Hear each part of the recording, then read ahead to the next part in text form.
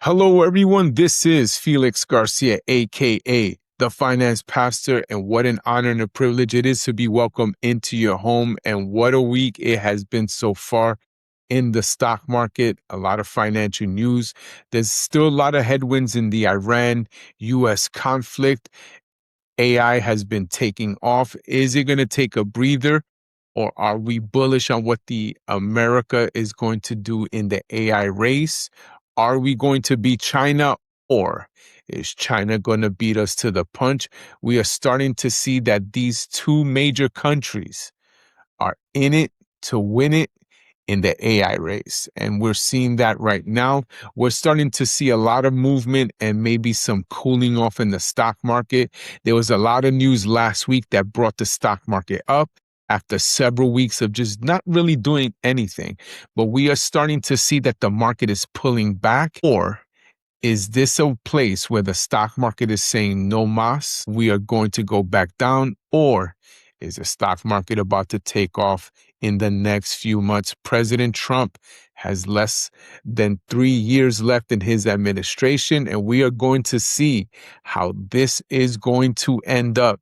The drama still unfolds. There's still an ending in this presidential administration. How is this going to end?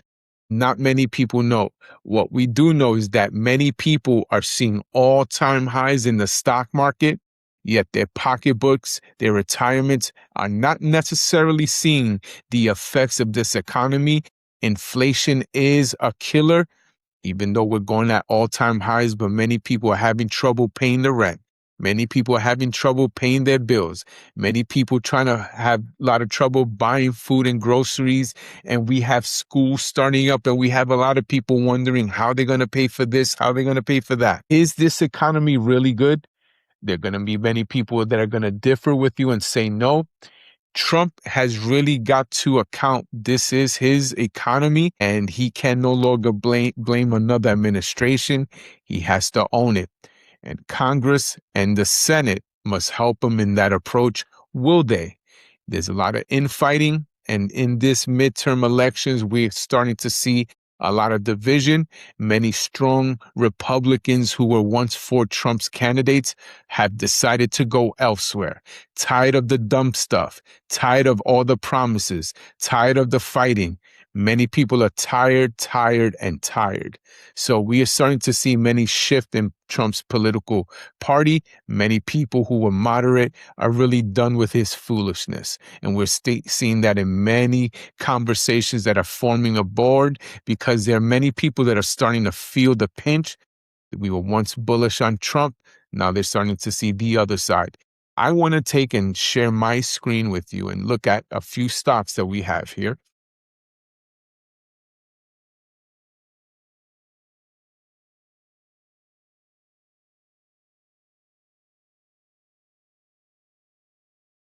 We are looking at the S&P 500 right now. It is having a small down day, not terribly, but we're seeing a down day really kind of moving very evenly down. Now, this is the thing that I want to see. If we are starting to keep this right here, is consolidating. That's what we've been seeing over the last few weeks.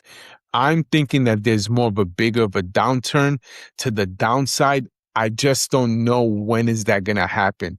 Could it be in a couple of weeks? Could it be in a couple of months? Or we're starting to see that September, October is right around the corner, and usually many downturns happen around this time.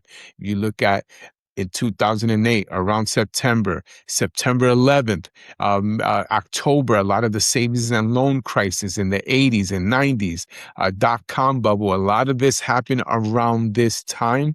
And we're starting to see, could this be a setup for pull back or pull up in the stock market? So the S&P is really showing a lot of indecision right now.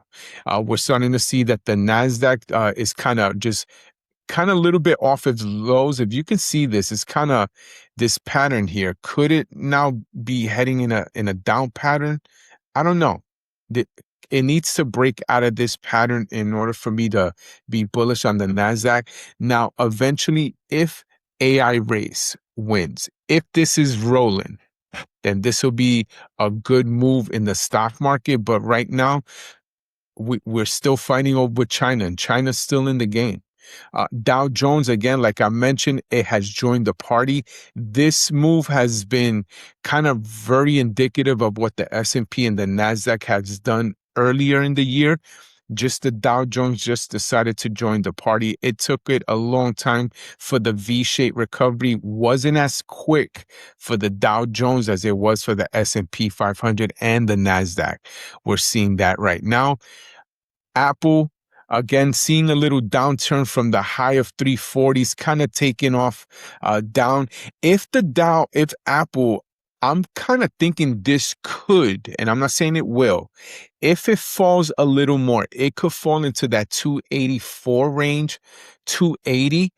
I'm a buyer in that range of Apple. I'm looking to add this to uh, in my portfolio, but I'm a buyer, but not really at this price right now. 285 sounds more appealing.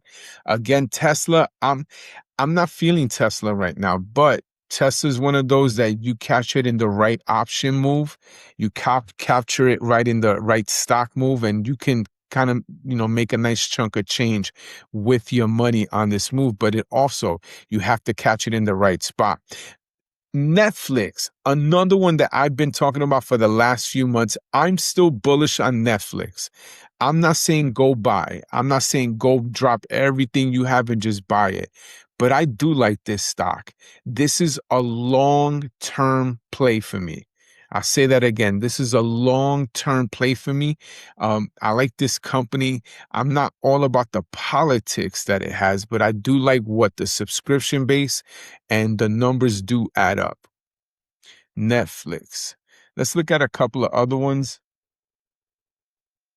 There's a couple of stocks that I think that gotten just beat up. Let's go to Coinbase. Again, Coinbase, I like this company again, but with crypto getting hit, I mean, it's just in no man's land right now, but it's still, if you're the long-term investor, if you're looking for a financial institution that's kind of up and coming, this would be one that I may consider. Again, I'm not giving you financial advice, but what I'm saying is look at the highs. I mean, this is a huge drop from the 400 on high over here in August of last year. I mean, just a precipitous drop, but that also coincides with what crypto has done. It just has really had a wild ride to the downside. Let's look at AMD, another one that has kind of just been rolled up, and then now it's people starting to take profits. Again, this is a stock that I'm beating myself up because I sold it last year. I sold it last year and I didn't wait, but it is what it is. And this was a good move. This stock for me, in order for me to get back in it, it will have to drop under this 360, 350 range. There's a gap that it has not filled. Generally, if you're patient, if you're the patient investor, if you're the one that says, hey, I want to wait, could it come back? Maybe. Could it just keep taking off? And the answer is yes. So AMD, I am a fan of Lisa Su. I think she's a phenomenal CEO. Again, NVIDIA again is still, I have NVIDIA, I own it. So I'm still playing the long term on this. So I'm kind of with the United States, all the chips are on black. NVIDIA, I bet on black right there. So think of this. You got China that's betting all their chips on red, which is they're investing in their AI. And if you go to these countries, they are very advanced. The United States is not as advanced as you would think. You go to Japan, you go to different countries. They are so advanced, like way advanced than us. Like these kiosks, these AI kiosks that we're starting to see now in airports and different places, they've been in other countries for far long. Way longer than we have. We're so behind on a lot of stuff. NVIDIA, I still like this stock, is just still taking a breather. Let's go with Tesla. Again, Tesla, it is what it is. Tesla, it if it does a good move, you'll make a good coin with that one. But again, it's in no man's land. Let's go Palantir. Palantir has had a nice little run since July, and you have to think about it. The war intensifying in Iran. I mean, even the Bible talks about in the end there will be wars and rumors of wars, then the end shall come.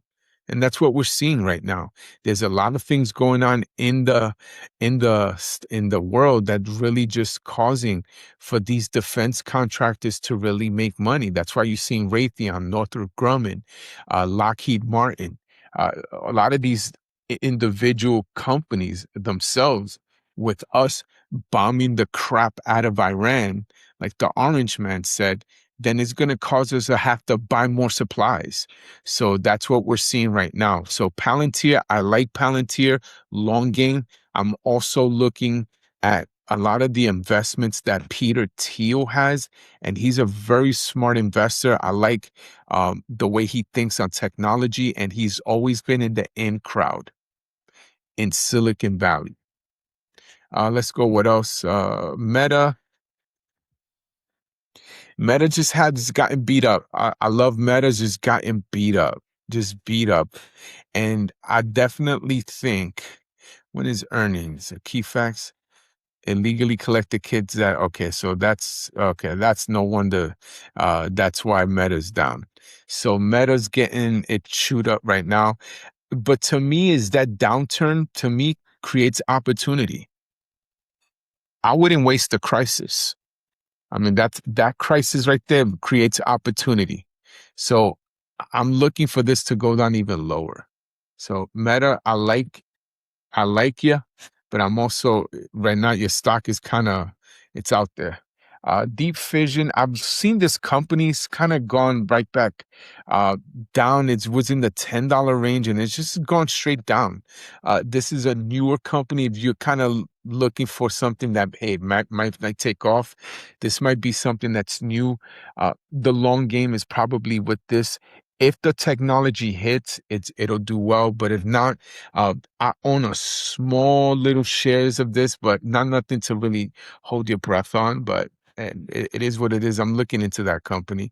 Constellation Energies is kind of be lollygagging. I'm just kind of riding this wave. It was up here in the 400 when everybody thought that AI was going to take off. But we're seeing that really the AI race is kind of slowing down. They do need power, but where are they going to be receiving the power? And is the technology going to be that useful that quickly? And that's what many people are trying to figure out. So we're seeing that right now in the stock market with the stocks of energy have been highly beat up. We're seeing Bitcoin again, still kind of in there. Ethereum kind of bounced back from being in the 1800s range, but like it's just bouncing back up. I'm kind of bullish on Ethereum, but I'm also seeing how much it has gotten beat up over the last few months. So, and that's the life with crypto. So we're starting to see that a lot of moves are being made in the stock market. So we are looking at where are the opportunities that we can find in the stock market so we can look and profit from those. There's a story in the Bible that it's the first wealth transfer ever recorded in the Bible. And it's a story found in Genesis chapter 36 through verse 47. It's a story that many of you and I are familiar with if you've been in the faith for a certain time. It's a story between Pharaoh and Joseph, where God gave Pharaoh the visions of 7 years of plenty, 7 years of lack, 7 healthy cows, 7 lean cows. It so disrupted Pharaoh that he asked his magi or his wise men to figure out what is the interpretation, and they could not figure it out. But one of the people, his cupbearer, was reminded about someone he met in the prison named Joseph, who was able to interpret a dream with accuracy. And Pharaoh called them, and Joseph gave Pharaoh the interpretation of the dream. Not only did Joseph give Pharaoh the interpretation of the dream, but he gave him a plan. And not only did he give him the plan, but Pharaoh worked the plan.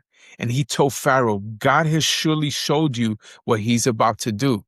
He also said that since God has given you the dream twice, it is settled. It will happen. God will bring this calamity upon the earth. So he said, store 1/5 of the grain and the wheat in all of Egypt and put them in storehouses. So during the 7 years of plenty, it says Egypt will not be forgotten. And I'm reminded of how after Joseph revealed himself to his brothers, he was able to embrace and reconcile. It says after that, and then Joseph dealt with the famine.